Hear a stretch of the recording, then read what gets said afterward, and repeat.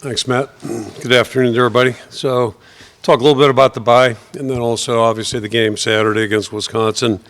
The bye came at a good time. Certainly, it's a welcome break, I think, for everybody. It's good to have two of them in the schedule, actually. But had 4 weeks of camp, 5 straight games. So, I think it was good for the team to have a chance to get back and just regroup a little bit, recharge, and then also with the younger guys that haven't played, got to work with them a little bit more extensively and get them working in the system offensively, defensively, and on special teams. So hopefully we made some progress. And one thing I told those guys is there's certainly going to be some guys in those groups that will be at some point playing in the next 3 weeks or the last 4 weeks of the season. So, moving forward is always an important thing. So I think that was good. And then, a special benefit was we got to get out Friday and do some recruiting. It's always fun to go to, games on Friday nights. It's something that you really miss.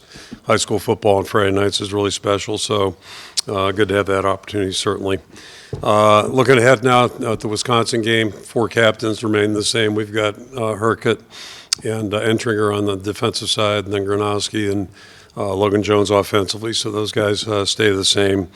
Injury-wise, don't see Jazz coming back. I don't think that's going to be a possibility. And then T.J. Washington probably won't make it either. So stays the same. Jaden came out of the game last time we played, and I don't see him being back either. So I'm pretty sure those guys will all be out. Positive side, looks like Van Der Zee's going to have a chance to get back if he can make it through the week. And the same thing with Xavier Williams. Looks like he's pretty healthy after 2 days. So we'll see what that looks like as we go along. And then regarding Mark, so far so good. It's been, encouraging, certainly. He's gotten some good work in. A week ago, wasn't so optimistic, but we'll just take it as it goes this week. And, right now we're working all 3 of the guys. But again, he worked well today, so we'll see how it all goes along as we move along here. Talking about Wisconsin, typically and really no different. Like a lot of last 20-plus years, they're a big physical team, strong team, and just expect it to be another tough Big Ten road game. And the fact that they moved it to a night game makes it even more of a challenge. But it seems to be the way it is in college football right now. So we expect a real tough contest. Offensively, that's probably the biggest difference. Coach Fickle's been there a couple of years now. Defensively, they look pretty much like they did, except different personnel. I'll get to that in a second. But offensively, they've got a new system, and then they've been dealing with the quarterback rotation as well. Injuries have factored into their play. So, looked to me like again, just TV scouting and watching from afar. Looked like Saturday they kind of settled in and found a little bit of a home base there, and it looked typical to Wisconsin. Ran the ball really well. Big, strong guys up front. Got their line. They've had some injuries there, too, and some road guys rotating. Looked like they settled in pretty well there and, did a nice job, and the quarterback did a good job. So, you never know what to expect, but I would imagine that's probably the lean, at least as they move forward. And then defensively, I think the biggest change is just their personnel. A lot of new faces. A couple guys graduated. They went out and really loaded up with some new, more mature guys on the defensive front. So if you look at their front 7 right now, they're a bigger, stronger group and playing really well, playing really aggressively. So, we'll have our work cut out there for us for sure. Again, it's never been easy going up to Madison, day or night, and certainly playing in a night game. It's going to be a big challenge for us. I think the last time was like 2007, somewhere back there. So, expect it to be tough. Last time we were there, it was a late afternoon game. But one thing that's consistent, their crowds are, it's a tough place to play. And, you're playing a good football team. So that's what we're looking at there. Kid captain real quick is Lily Sebastian. She's a young lady from Cedar Rapids. She and her twin sister were both born prematurely, 31 and a half weeks. And Lily was 2 pounds and 4 ounces at birth. Got some developmental challenges and had surgery on first day of her life and basically surgeries pretty periodically through age 5. So some real challenges early. Her sister spent a month in the NICU, and Lily spent 299 days there. So, tough start, but she's really doing great. A 12-year-old who's a 7th grader up in Cedar Rapids, and It sounds like she's got a real good spirit. So we'll be thinking about her on Saturday, and glad to be representing her. And again, just it's a tough challenge for us going on the road, playing a night game, tough environment against a good football team that, typically when our two teams match up, it's a hotly contested game. So a lot on the line, certainly, and we'll try to finish up this week and have a good week of preparation. I'll throw it out. David Eichel, HawkeyeInsider.com. Kirk, can you kind of describe what the last week or so has been for Mark in terms of his rehab, his recovery, and was he a full go today, or is he still just kind of slowly working back from the injury? He just basically practiced. We didn't run any quarterback runs with him or anything like that, but he just had a normal day. I don't know if his car's out there right now, but I see it out there a lot. At least I have the last 9 days, and we're not making him pay taxes or anything like that. But he's in the building an awful lot. He's just wearing out the training staff. But testing came back positive. That's the most important thing. Got that Monday, I guess it would have been. So that was a start, and then basically it's just what he can do and how fast he can progress. And I know he's doing every bit he can from that standpoint, and the medical staff's doing a great job working with him, and pleasantly surprised, quite frankly. So, I'm not saying I wasn't going to be optimistic, but, you're always concerned when a guy has an injury. Hey, Kirk, Tom Kakert, Hawkeye Report. Wanted to ask you about kind of the change at the backup position, at least with the either-or kind of for Hank and Heklinski. What have you seen from Heklinski? What kind of initiated that change in kind of the status there? Yeah, basically what I was saying, as you can imagine, last week, Mark didn't do anything with football, so he didn't get any snaps. We took all the reps that we did have and divided with those two guys. So we're going to let those guys compete, and really it's a whole, with all three of them right now, it's who looks best by Friday. That's who will start the game. So, it's a pretty open competition. Hank's done a really nice job, and Jeremy's been impressive. In season, it's tough to, give three guys reps, which is it's hard to do. But with the bye week, it gave us a chance for, all guys to compete. And, I think both guys look good. So they're different quarterbacks. They have different strengths. And, you just never know. But, we'll see how it all shakes out. Tyler Tashman with the Des Moines Register. Can you just, in the reps that Hank and Jeremy were able to get during the bye week, I guess just kind of provide some insight into what you saw from each of them? Thought they both did well. And, Hank's got the inside track, if you will, in that he's been here longer, went through the entire spring ball, so he got a real good jump systematically. But Jeremy's done a good job with it, and obviously Mark's done a good job too. So it's a healthy room, pardon the pun, but going back to, the last couple of years, it's just a better situation right now where I think guys have a good grip of what we're doing, and I think all three of them are capable of, doing some good things with our team. And, obviously we'd like to have your starter, and Mark is clearly the starter right now, but, we'll see how they all do. But they're all making good progress. Hey, Kirk, Elliot Clough, Hawkeye Insider. Regarding Reese, has he been a full go this week? Is it just kind of wait and make sure he's healthy by the end of the week? What does that look like, and how important is it to get him back after missing those first 5 weeks? Yeah, I'm not expecting him to light the world on fire this week if he does play.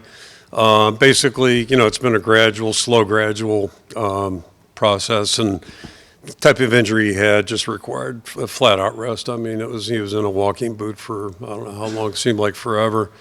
So, that is what it is, and you gotta be patient there.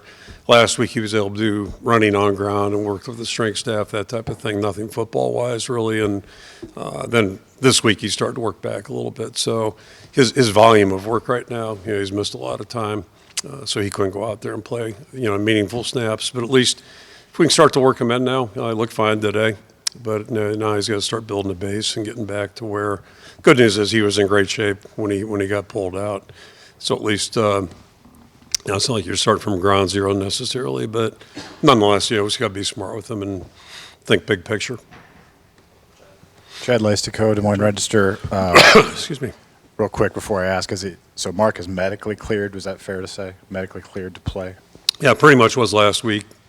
It's I guess the best way I can state it is just the testing was positive. So now it's a matter of what can he do effectively and efficiently. So And confidently. That's the other Yeah, component. that's kind of what I want to ask about. Yeah.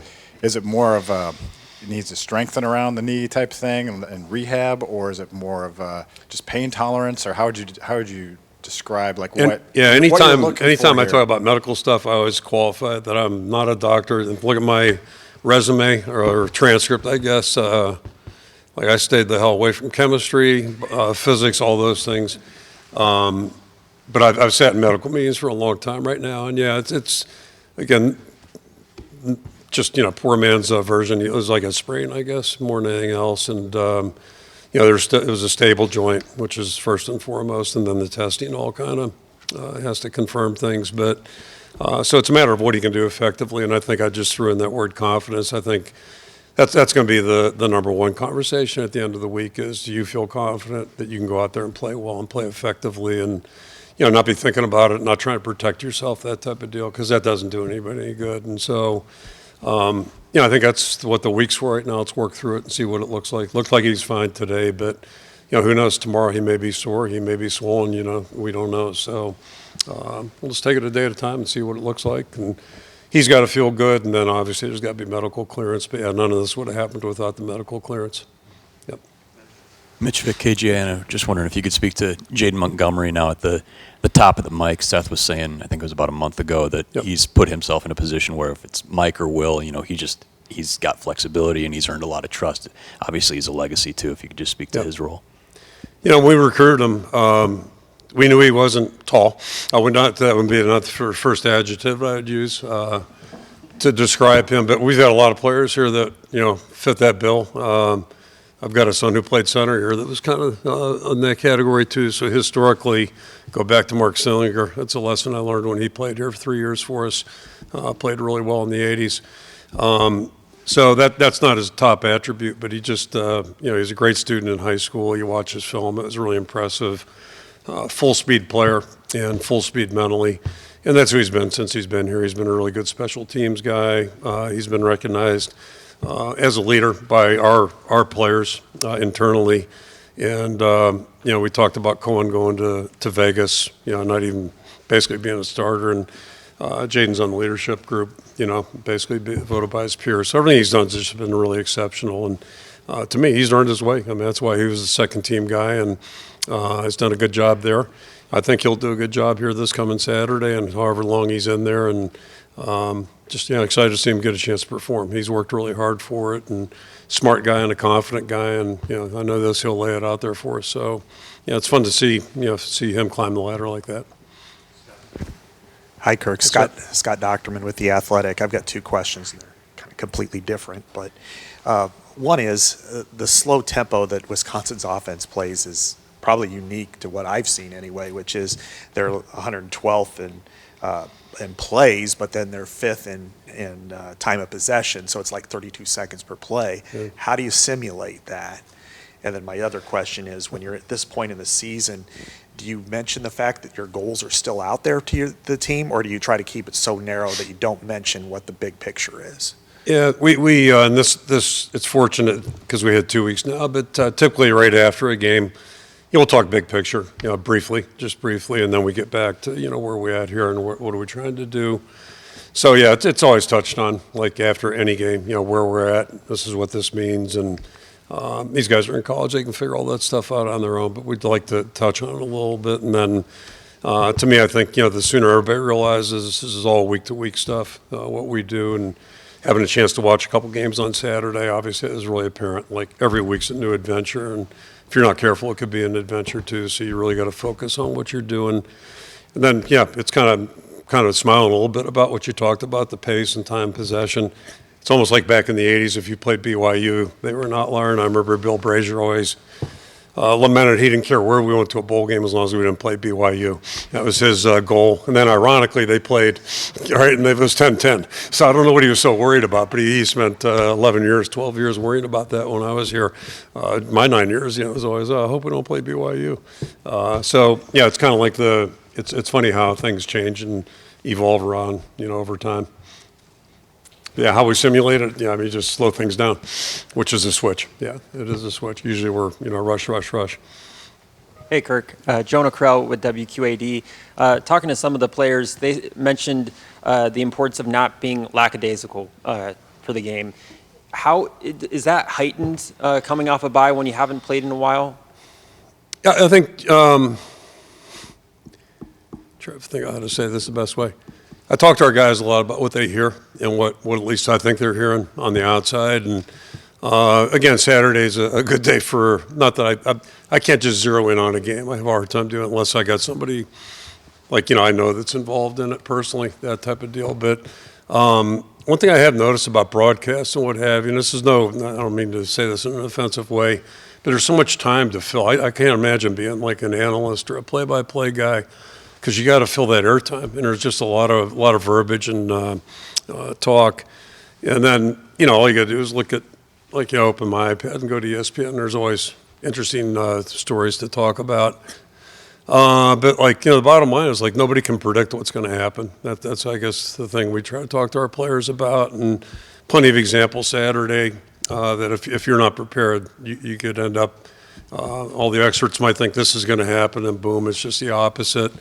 And in my mind, it's usually because people aren't mentally prepared for it. And one thing, if anything, people should learn, it's like in conference football, and I'm going back 40-some years, coming here from Pitt, where Pitt was an independent in those days, and one of the top teams in the country, and just kind of poo-pooed this conference stuff. But when you get in conference football, it's a dogfight each and every week, and I think, especially today with the way the conferences are, boy, there's so much parity and so much. Maybe parity is not the right word, but if you're not prepared, you could really have some bad things happen to you. So, it's not like we got to be that way every week anyway. It's just kind of. It's rare when we're not involved in close games, so we just have to have the right mindset. And it all goes back to how you prepare. It really, if you're not preparing well, you open the door for bad things to happen on Saturdays.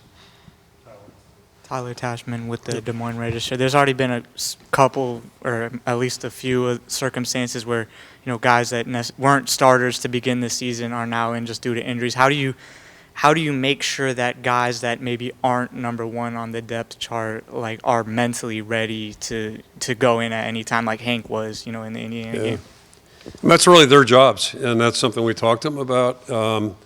Used to refer to it as like a second team cocoon. It's a safe place. You can get, if you're not careful, you can get in a rut of just going out and practicing well enough not to have, draw attention to yourself, but maybe not well enough to prepare. So you are prepared if you do end up on the field on Saturday. And talk to our guys about that a lot. Always go back, cherry pick Sam Brownlee back in 2004, sitting in the back of the room in August having no idea what was about to unfold and about to happen. None of us did. And all of a sudden we lost 4 running backs, and guess what, Sam, you're in there.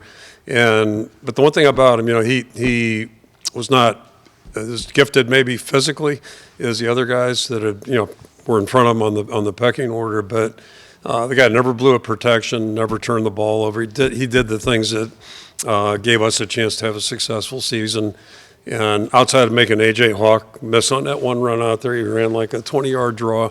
That was his claim to fame as a guy with the ball in his hands. Otherwise, it was closer to my high school career, like 1.6 yards per carry. But he never blew a protection, never turned it over. And that gave us a chance to have a championship year that year. So easy example to cherry pick, but it's because he got ready. He was ready to go when he did get called upon. And again, that was a real long shot because we had so many guys injured that year at his position. But you just use examples like that to your players that this could be you at any time. You just never know. So that's why you got to be preparing like you might be in there in the game, because there's a difference if chances are I won't be in there.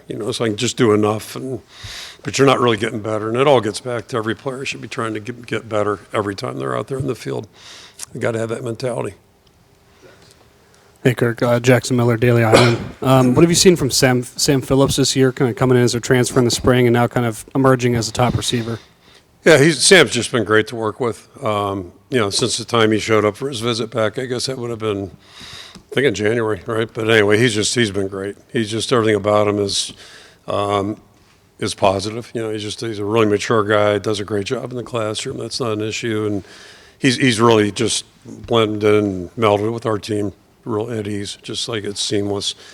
And he's a great guy out there on the field. He's got a real good energy and really good spirit, practice as well, and good return guy as well. So just he's been a real positive addition. Madison October, Gazette.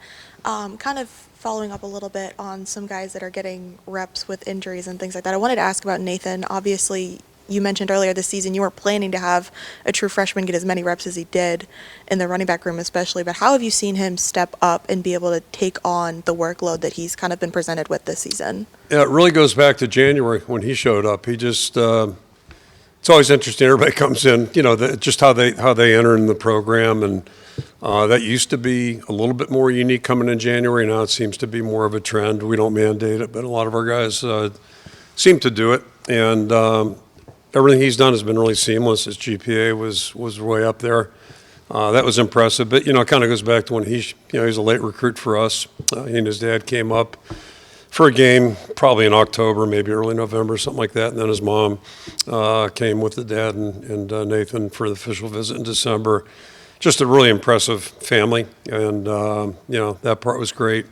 And then once he got on the field, it became apparent to us he's a little better maybe than we gave him credit for, and but he just seems to just handle everything pretty much in stride. It doesn't really overwhelm him.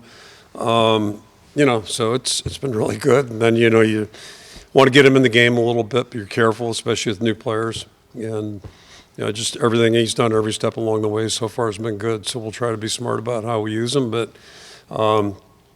we didn't have this plan coming into it, but just because of the injuries, it's created opportunity. He's been able to, like we're talking about, you just never know if you're fourth, fifth team and all of a sudden you're in there, playing some, and he's done a great job with it. So hopefully we won't, overuse him where he hits the wall. We don't want him to have that happen, but he's doing a really nice job.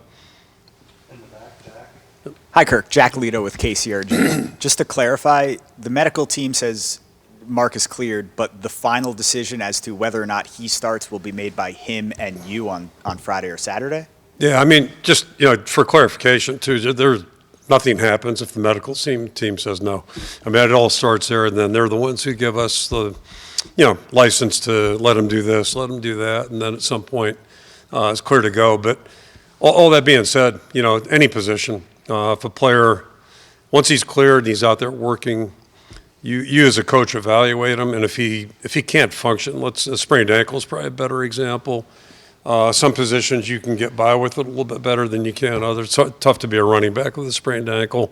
But as you watch a guy practice and compete a little bit, if he can't, be safe, or more importantly, perform at a level, it's going to be what you're looking for or what he's looking for, then you're really hitting your head on the wall, and that's not smart. So we may hold a guy back a little bit, and part of that's confidence. Yeah, the player's got to have confidence in his ability to play and perform. So ultimately that'll be part of the conversation. How do you feel? How are you feeling about things? Because you don't want him going out there looking over his shoulder. That's not a good thing. With that in mind, if you're comfortable sharing, what was the conversation with you and Mark like on the sidelines when he was warming up, kind of running, and you ultimately decided Hank was going to go in? Yeah, but he was very honest. He just said, I can't decelerate. That's an issue, and you can't play if you can't. It's one thing to be able to run, but if you can't stop, be kind of like when I tried to ski. That would have been 40-some years ago. Yeah, I was okay on the going down part. I was bad on the stop part. So, it wouldn't have been smart to put him in the game. It just wouldn't have been fair to anybody. Brad Schultz, Daily Iowan. Coach, you now have had 5 night games that have been announced this year. So I'm just curious your thoughts on playing so many primetime games. Yeah, so it kind of fits in the category of whenever we added the first 2 West Coast teams, that was pretty much okay, throw it all out the window. Everything's geography, tradition, that's out the window. And there was a time, I'll date myself, when 1 o'clock was a normal starting time. Then when I got back here 20-some years ago, it was 11 o'clock. And now there is no normal.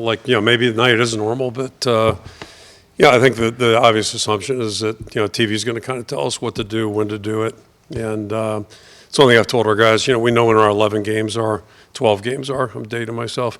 We all know when the 12 games are. Well, nobody knows what time they're going to be, so you you just got to stay flexible. Yeah, no, it seems like this is the new trend. This is one for the books, 5 out of 7, right? Pretty amazing. Hey, Coach. Joey Danya from KWQC. Just wanted to ask you, how much, if at all, if Mark is not available, would you anticipate changing the offensive scheme to put your team in position to be successful on Saturday? Yeah, we'll try to lean towards whatever works best for the quarterback in there. So Hank and Jeremy are a little bit different in terms of the way they operate and all that type of thing. But it's going to look, in general, just, it's not going to look a lot different with any of the 3 of the guys that we have right now. And but yeah, I think that's what you do with any quarterback. You try to lean towards what they do effectively and do best. And we did the same thing last year, with Caden Sully. So you just kind of like Taylor make it a little bit towards what he does best at that particular player, and then you go from there. So, but it's not a wholesale different offense by any stretch. Last 2 questions. Yep. Chad. Chad Leistico again. So I know coaches always like to deal with known things. So are you preparing this week as if Mark is your starter, or preparing as if he is not your starter? Yeah, I mean, I guess that's a good question because we just got done planning for the last couple of days. I guess it started last week. But, yeah, we put the game plan up there and just kind of ties in with the last question. Depending on who's in the game, we'll dictate, where you lean a little bit. But the offense looks like the offense pretty much. And, you just kind of go in the direction with whatever that particular player's skill set may be and try to emphasize that if that player's in the game. And, I mean, if Mark starts a game, it's like last week. There's no guarantee he'll finish or just any player. So you have to have that flexibility. But, we're not banking on anything. We couldn't, we've had nothing but unknowns. Today, I would say was the most positive step that we've had in terms of like, okay, yeah, maybe this is realistic. But we still got a lot of, water to get over here before we get there. So we'll see what it looks like Friday and kind of go from there. Yeah, Scott Docterman with The Athletic. I wanted to ask about last year when you played them and kind of ran all over them, that they really they changed their personnel for sure up front. I think they added 4 to 5 new bodies, all of them in the 300-pound range versus I think they had 1 last year at that spot. Have they done anything schematically to enable themselves to stop the run? Because I think they're allowing only 75 yards a game now, which is their one area they've been pretty good at this year. That's what I was kind of alluding to earlier.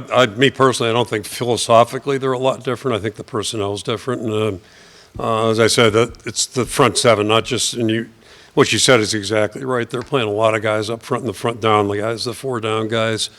I mean, sometimes 3 deep. They're rolling them through there, so they keep their guys fresh that way. They are better. One of the inside guys came from LSU. They got a guy from Tulane. I mean, you go right down the list, they got guys from a lot of different places that have joined the group, and they're all, for the most part, bigger than what they had. The guy from Louisville is a really good player, number 22. So a lot of guys are really active that way. I think they're doing a good job keeping them fresh. And I would include my personal opinion, the 2 linebackers I think are reflective of what you're talking about too. They're downhill physical linebackers, and I'm not saying the 2 guys last year weren't, but they were a little different style. So I think the stats that you referred to, the run stats, have been really impressive, and there's a reason for it. They've not so much philosophically in terms of scheme, but more so in terms of personnel, I think have really bolstered themselves a little bit. And, yeah, it's going to be tough to run the football against them. Yep. Okay, thank you. Thanks.